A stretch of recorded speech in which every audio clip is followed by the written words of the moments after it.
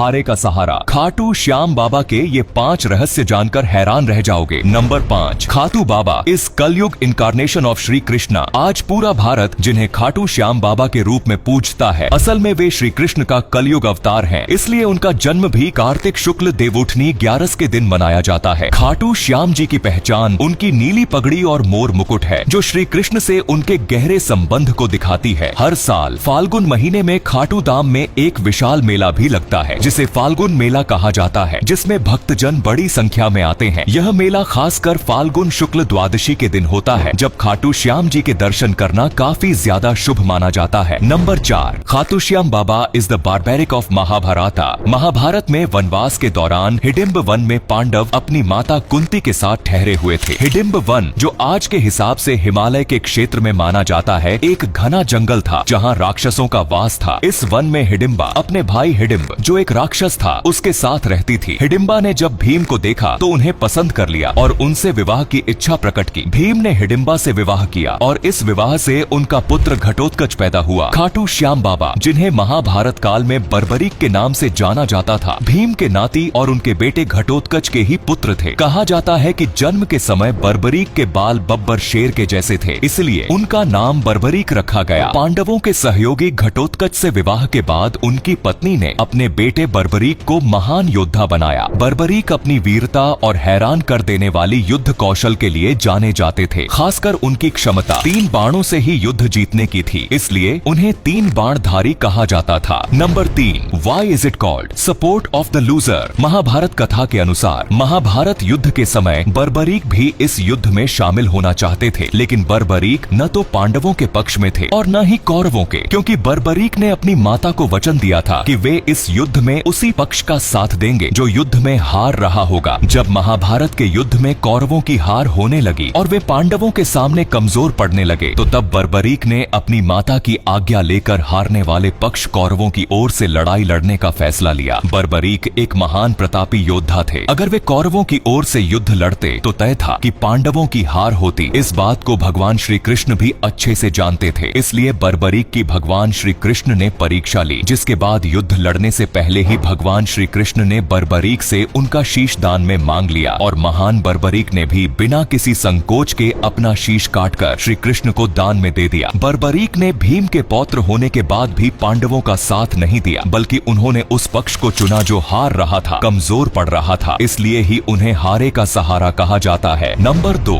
बारबरिक्स head was found in Khatu. Khatu Shyam Baba की कहानी में उनके शीश को लेकर एक अनोखी मान्यता जुड़ी हुई है। महाभारत के युद्ध के बाद भगवान श्री कृष्ण ने बर्बरीक के बलिदान से प्रभावित होकर उनके शीश को सम्मान पूर्वक रूपवती नदी में बहा दिया था। कहा जाता है कि यह शीश बहते हुए खाटू गांव की जमीन में जाकर दफन हो गया। सालों बाद एक दिन खाटू गांव में एक चमत्कार हुआ। एक गाय उस जगह से गुजरी जहां बर्बरीक का शीश दफन था और अचानक उसके थनों से बिना किसी वजह दूध बहने लगा। यह घटना देखकर गांव वाले हैरान रह गए। उन्होंने इस चमत्कारी घटना की खबर खाटू के राजा को दी। राजा ने उस जगह खुदाई करवाई जहां से गाय का दूध बह रहा था। खुदाई के दौरान बर्बरीक का शीश निकला और इस रहस्यमयी खोज को देखकर राजा और गांव वाले हैरान रह गए थे। Number 1, Shri Krishna gave orders to the king in his dream. Khatu के राजा जब जमीन में मिले खाटू श्याम के शीश को देखने के लिए इस जगह पहुंचे थे, तब उन्हें याद आया कि कुछ दिन पहले रात को उन्हें सोते समय एक ऐसा ही सपना आया था। सपने में भगवान श्री कृष्ण ने उन्हें आदेश दिया था कि एक जगह पर जमीन में शीश दफन है, उस जमीन से शीश को निकालकर खाटू गांव में ही स्थापित कर मंदिर का निर्माण करवाना होगा। जिसके बाद खाटू के राजा ने खाटू श्याम मंदिर का निर्माण करवाया, जहां आज श्याम बाबा के शीश की पूजा की जाती है। वहीं पास के रिंग्स इलाके में इनके धड़ की पूजा होती है। हर एकादशी और रविवार को बाबा के दर्शनों के लिए यहाँ लाखों की तादाद में भक्तों की भारी भीड़ इकट्ठा होती है। कहा जाता है बाबा के दर्शन मात्र से ही यहाँ भक्तों की हर मनोकामना पूरी होती है। तो ये थे खाटू श्याम बाबा के 5 रहस्य। अब कमेंट में खाटू श्याम बाबा जी की जय लिख दीजिए, आपकी हर मनोकामना पूरी होगी। धन्यवाद।